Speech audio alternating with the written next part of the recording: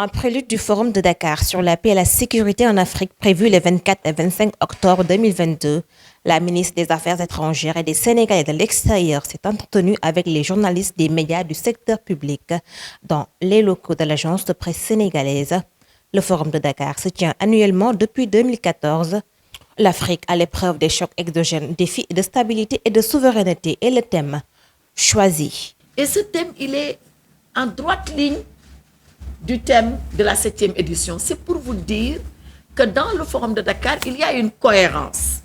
Il y a une permanence dans la tenue du forum, il y a une permanence dans le format et il y a une cohérence dans les idées qui sont débattues les unes après les autres pour que, prenant pied sur les effets engrangés par l'avant-dernière édition ou la dernière édition, que nous puissions encore nous projeter sur la nouvelle à venir.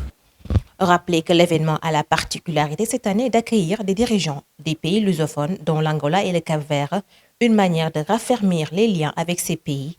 Le Forum de Dakar est un espace d'échange à travers lequel des chefs d'État et de gouvernement, ainsi que des dirigeants d'institutions internationales non gouvernementales et du secteur privé sont conviés à réfléchir sur des enjeux liés à la paix et à la sécurité en Afrique. Cette rencontre avec les médias du service public a permis de revenir sur l'une des conclusions de ce forum. Il existe ici à Dakar un instrument extrêmement important qu'on appelle l'école de cybersécurité. L'école de cybersécurité est une institution à vocation régionale. Ce n'est pas seulement le Sénégal, mais c'est le Sénégal et toute la sous-région. Cette école siège ici à Dakar. Elle a son siège à Dakar.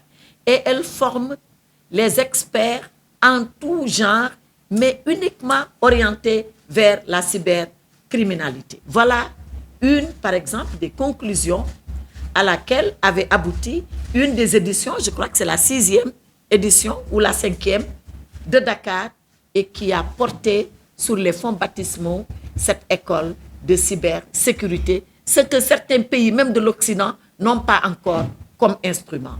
Je peux citer également d'autres choses qui sont issues, mais c'est juste pour vous donner un exemple concret de ce que le Forum de Dakar a réussi à faire à nos décideurs. Le Sénégal devient un acteur majeur de la diplomatie internationale selon Aïssata Tall Sall, une place consolidée grâce à l'action contenue du chef de l'État, Macky Sall. Vous avez entendu le plaidoyer du président Macky Sall sur la réforme du Conseil de sécurité, sur notre participation comme membre en tant que communauté africaine au G20.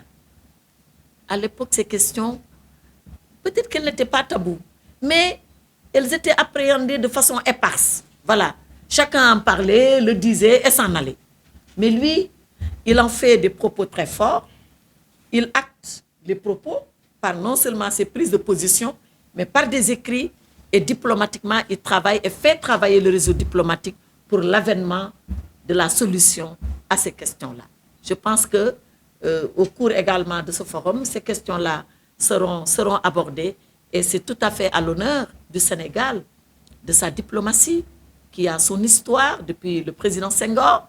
Et s'il y a un domaine réservé du président de la République dans lequel les lignes n'ont presque pas bougé, oui, parfois elles ont été renforcées, oui, parfois elles ont été mieux expliquées, oui, parfois elles ont été mieux prises en charge par le président de la République. Mais fondamentalement, la ligne doctrinale de notre diplomatie, de Senghor à Macky Sall, en passant par Abdou Diouf, par Abdoulaye Wade, n'a pas varié. C'est peut-être également une des raisons de la stabilité de notre pays. La chef de la diplomatie sénégalaise a exhorté les pays africains à refuser d'être des foyers de guerre des grandes puissances. Selon elle, l'Afrique doit être la solution face aux conflits dans ce monde.